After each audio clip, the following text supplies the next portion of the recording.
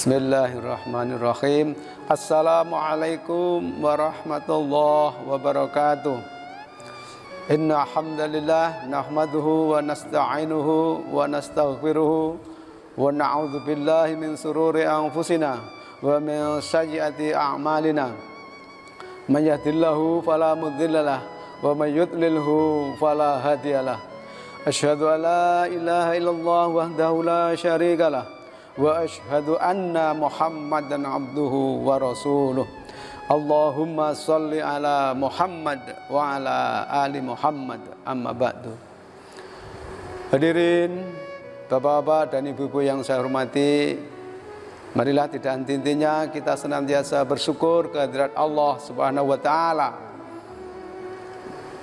Dalam kondisi apapun, dimanapun, kita tetap harus bersyukur kepada Allah. Apalagi di era seperti ini, kita juga semuanya dalam keadaan sehat walafiat. Ini merupakan kenikmatan dari Allah Subhanahu wa taala. Salawat dan salam tercurah kepada uswah kita, junjungan kita Nabiullah Muhammad sallallahu alaihi wasallam, para keluarga, para sahabat, tabi'in, tabi'ut tabi'in, dan orang-orang yang senantiasa istiqomah di jalan Allah dan senantiasa mengikuti sunnah-sunnah beliau. Dan harapan kita yang terakhir, tentunya besok di Yaumul Qiyamah kita akan memperoleh syafaatnya. Allahumma amin. Saudara sekalian, Bapak Ibu yang saya hormati, alhamdulillah kita dipilih oleh Allah Subhanahu wa taala menjadi orang-orang yang beriman, orang-orang yang meyakini kehidupan yang akan datang, yaitu kehidupan akhirat. Jadi kita harus mempunyai bekal. Yang pertama, kehidupan dunia yang saat ini kita perjuangkan agar kita menjadi orang-orang yang berbahagia dalam kehidupan dunia. Kemudian yang tidak kalah pentingnya adalah kehidupan besok di Yaumul Qiyamah atau di akhirat. Karena kehidupan di akhirat waktunya sangat panjang, bahkan tidak terbatas. Kalau kehidupan di dunia ini sangat terbatas.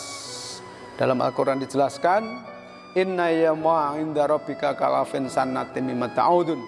Sehari di sisi Tuhanmu sama dengan 1000 tahun apa yang kamu hitung. Artinya apa? Artinya bahwa perbandingan hidup dunia ini dengan akhirat sangat-sangat jauh.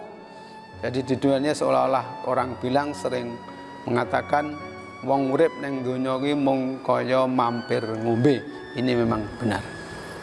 Maka orang-orang yang beriman, kita semuanya Bapak Ibu yang saya hormati, kita tentunya harus berbangga hati dan berbahagia. Dan di samping itu tidak cukup hanya berbangga hati, tetapi kita harus memperjuangkan kita sebagai seorang mukmin yang benar-benar menjalankan perintah-perintah Allah dan menjauhi larangannya. Allah jelaskan di dalam Al-Quran surat Al-Mu'minun ayat yang pertama misalnya, a'udzubillahi minasyaitonirrajim, bismillahirrahmanirrahim. Qad aflahal mu'minun, sungguh beruntung orang-orang yang beriman. Jadi di sini sudah dijelaskan oleh Allah bahwa orang-orang yang beriman itu adalah orang-orang yang beruntung. Orang-orang akan memperoleh kebahagiaan yang sejati, terutama di akhirat kelak. Sedangkan yang lain, orang-orang yang tidak beriman kepada Allah, tentu adalah orang-orang yang rugi, orang-orang yang tidak mengharapkan kehidupan bahagia di akhirat. Maka dengan kebahagiaan itulah itu perlu perjuangan yang keras, perlu perjuangan yang sungguh-sungguh agar iman kita benar-benar sesuai yang diperintahkan Allah Subhanahu wa taala, yaitu melaksanakan perintah-perintahnya dan menjauhi larangannya. Berikutnya ayat yang kedua, alladzina hum fi sholatihim khoshi'un, yaitu orang-orang yang khusyuk dalam sholatnya. Hadirin Bapak Ibu yang saya hormati, kita sebagai seorang muslim tentu harus berpikir. Kita tidak sekedar mengatakan saya orang Islam, saya sudah beriman. Terbukti misalnya di KTP ditulis sebagai seorang muslim. Mungkin di surat-surat yang lain juga begitu, atau di identitas-identitas yang lain. Tetapi tentu seorang muslim itu ciri yang utama yang sangat menonjol adalah sholat. maka kita harus laksanakan sholat dengan sebaik-baiknya, tidak asal-asalan sholat. Kita kerjakan dengan sungguh-sungguh. Kita harus tahu syarat rukunnya, sahnya yang membatalkan sholat itu sendiri, dan kita upayakan sholat itu 5 waktu khususnya diusahakan sholat berjamaah. Khususnya adalah kaum laki-laki atau bapak-bapak. Jangan sampai kita tidak berpikir bahwa sholat itu yang baik di masjid misalnya, itu harus kita pikirkan.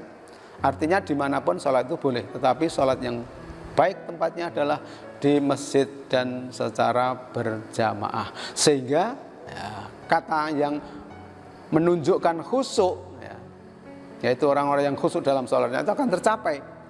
Karena dipimpin oleh imam yang insya Allah imam itu juga orang-orang yang dia punya kualifikasi, artinya punya kemampuan tentunya, dan sehingga bisa menjadi imam yang baik. Kemudian makmumnya juga menjadi makmum yang bisa diterima salatnya oleh Allah Subhanahu wa taala. Mungkin orang-orang yang kurang begitu memperhatikan salat berjamaah itulah perlu dipertanyakan atau perlu ditingkatkan imannya. Kekhusyuan salatnya perlu diperhatikan. Karena kalau orang-orang yang beriman itu salat misalnya kebiasaan di masjid, hadir di masjid dengan khusyuk, maka insya Allah pahala berjamaah 27 derajat akan dicapai. Alladzina hum 'anil lagwi muridun, dan orang-orang yang menjauhkan diri dari perbuatan dan perkataan yang tidak berguna. Jadi orang-orang yang beriman itu harus sungguh-sungguh ya, di dalam bertutur kata, di dalam menggunakan kesempatan untuk berbicara dengan orang lain, dengan orang banyak, dengan tatap muka dengan siapapun. Jadi perbuatan kita juga harus hati-hati, perkataan kita juga harus hati-hati, agar tiap kata yang kita ucapkan itu bahkan kalau memungkinkan mengandung hal-hal yang bermanfaat untuk dirinya tentu dan untuk orang lain. Sehingga ucapan-ucapan yang setiap hari dilakukan adalah ucapan-ucapan yang membawa keberkahan atau membawa kebahagiaan, tidak menyakitkan teman, tetangga, saudara, karena kata-kata itu walaupun hanya satu kata, kalau diucapkan dengan kata-kata yang tidak benar atau misalnya menyakitkan, itu tentu akan menimbulkan masalah baik dari dirinya dengan orang lain. Sehingga maka setiap kata itu harus kita perhatikan supaya tidak menimbulkan masalah dengan orang lain. Sedikit ini hanya barangkali memberikan motivasi kepada kita semuanya dan penjelasan tentang bagaimana kita sebagai seorang mukmin, ya, orang yang beriman kepada Allah harus sholat dengan khusyuk, dan zakat tentu menjadi kewajiban yang harus kita tunaikan. Mudah-mudahan yang sedikit ini bisa bermanfaat untuk kita semuanya. Allahumma amin. Sekian, ada kurangnya mohon dimaafkan. Billahi taufik wal hidayah. Wassalamualaikum warahmatullahi wabarakatuh.